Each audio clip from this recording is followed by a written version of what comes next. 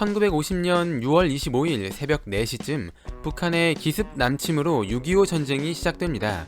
3년이 흐른 뒤 1953년 7월 27일 6.25 전쟁은 잠시 휴전 상태로 들어가게 되고 그것이 지금까지 이어지고 있습니다. 전쟁이 휴전된 때부터 현재까지 북한은 끊임없이 우리나라를 견제하고 도발하며 적화 통일에 대한 야망을 보이고 있습니다. 이것은 1968년 1월 21일에도 마찬가지였습니다. 정규 부대에 속하지 않으면서 게릴라 위주의 전투를 수행하는 비정규군을 빨치산이라고 합니다. 1965년 한국과 일본 사이에 맺어진 동맹조약인 한일 기본조약으로 한국, 미국, 일본 동맹체제가 완성되자 북한은 초조함을 느끼게 됩니다. 그래서 당시 북한의 국가 원수였던 김일성은 항일 빨치산 전술을 근거로 우리나라에 투입될 빨치산을 키워내기 시작합니다. 그 결과 1967년 4월 제124 군부대가 탄생하게 되죠. 제124 군부대는 엄선된 정예병 2,400명으로 구성되었는데 300명씩 분산되어 훈련을 받았으며 적 배치 상황 이론, 지뢰 극복을 위한 정찰병 기본 동작, 지형학, 사격, 침투 훈련 같은 것들을 교육받았다고 합니다. 이들은 총 8개의 기지로 나누어지는데 제6기지에서 서울, 경기도 지역 침투를 담당했습니다. 1968년 1월 2일 북한의 국방부에 해당하는 민족보위성에서 1월 21일에 우리나라에 침투하라는 작전 지시가 내려옵니다. 제6기지는 5개 조로 나누어져 청와대, 미 대사관, 육군본부, 서울교도소, 서빙고 간첩수용소를 습격하려 했습니다.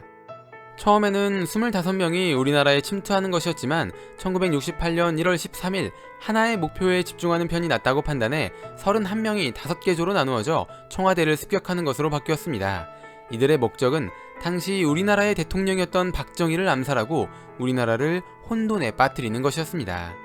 이들은 기관단총, 권총, 대전차용 수류탄, 방어용 수류탄, 단도를 장비한 채 1968년 1월 17일 6.25 전쟁 이후 그어졌던 군사 분계선을 넘는 것으로 작전을 시작했습니다.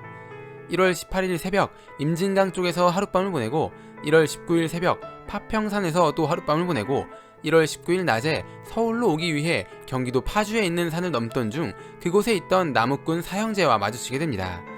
이들은 남욱군 형제를 어떻게 처리해야 할지 무전으로 북한에 물어봤지만 회신된 암호를 풀지 못해 남욱군 형제를 살려준 뒤 다시 청와대로 향했습니다. 1월 20일 남욱군의 신고를 받은 국군이 파평산을 포위했지만 이들은 이미 빠져나간 뒤였고 앵무봉을 거쳐 비봉에 도착한 뒤 하룻밤을 보내고 1월 21일 서울 시내로 들어오게 됩니다. 이들이 처음 검문을 받은 곳은 서울 종로구에 있는 자하문 초소입니다. 여기서 검문을 받을 때 자신들이 방첩대원이라고 말했다고 합니다. 방첩은 기밀이나 보안을 유지하기 위한 활동을 말하는데 방첩대원이라고 하면 기무사 정도로 생각하면 됩니다. 이렇게 검문을 받는 도중 수상함을 느낀 경찰이 무전을 했고 당시 종로경찰서장이었던 최규식 총경과 경찰병력이 출동해 북한군과 경찰 간의 대치가 시작됩니다.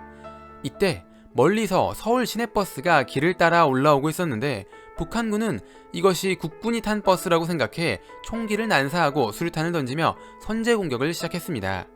이들은 뿔뿔이 흩어져 민간인도 공격을 했는데 자하문 초소 전투를 치르는 과정에서 종로경찰서장 최규식 총경과 1사단 15연대장 이익수 대령 그리고 국군 장병과 민간인 30여 명이 사망하게 되었습니다. 북한에서 넘어온 공비 31명 중 28명은 사살되었으며 2명은 다시 북한으로 도망간 것으로 추정, 나머지 1명은 투항했는데 투항한 사람의 이름은 김신조입니다. 김신조는 1월 22일 새벽에 체포되었는데 나오면 살려준다는 말을 듣고 투항을 결심했다고 합니다. 체포된 뒤 김신조는 여러가지 정보를 제공하며 남은 공비 소탕에 적극적으로 협조했으며 기자회견을 통해 자신의 임무가 박정희의 목을 따는 것임을 밝히기도 했습니다. 박정희 대통령을 따를 거하고. 이 사건은 1월 21일에 일어났기 때문에 121 사태라고 부르거나 살아남은 김신조의 이름을 따 김신조 사건이라고 부르기도 합니다. 같은 시기 베트남에선 북베트남과 남베트남 사이에 전쟁이 일어나고 있었습니다. 미국이 남베트남을 도와주고 있었기 때문에 북베트남의 호찌민은 북한에게 도움을 요청했습니다. 하지만 북한은 한국, 미국, 일본이 신경 쓰이는 상황이었기 때문에 쉽게 파병을 보내지 못하고 간접적으로 도움을 주겠다고 약속했습니다.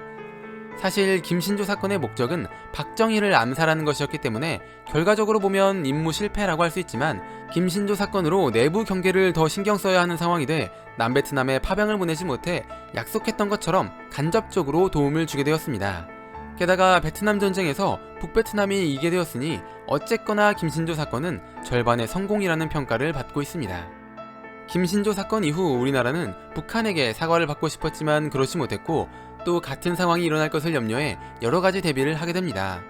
먼저 간첩을 구별해내기 위해 전 국민이 주민등록번호를 사용하게 됩니다. 참고로 박정희의 주민등록번호는 110101-100001이었고 박정희의 아내인 유경수는 110101-20002였습니다. 그리고 이런 게릴라 전투에 대비하기 위해 예비군과 5분 대기조 육군 3사관학교가 창설됩니다. 이번 사건을 복수하기 위해 김일성을 암살하기 위한 계획을 세우는데, 이때 이른바 실미도라고 불리는 684 부대가 만들어집니다. 군대 복무기간이 연장되었으며 여기에 맞춰 당시 현역이었던 병사들의 전역일도 미뤄졌습니다. 육군과 해병대는 6개월, 해군과 공군은 3개월씩 늘어났다고 합니다. 살아남은 김신조는 귀순하여 우리나라의 국적을 취득했으며 김재현으로 개명한 뒤 목사로 살다 지금은 은퇴했다고 합니다. 추가로 김신조 일행이 산에서 나무꾼 형제를 만났을 때 회신된 암호를 풀지 못했다고 했는데, 이후에 이 암호를 풀어보니 복귀하라는 명령이었다고 합니다. 뇌를 채워줄 은덩어리 지식들, 오늘의 은잡지 영상은 여기까지입니다. 시청해주셔서 감사합니다.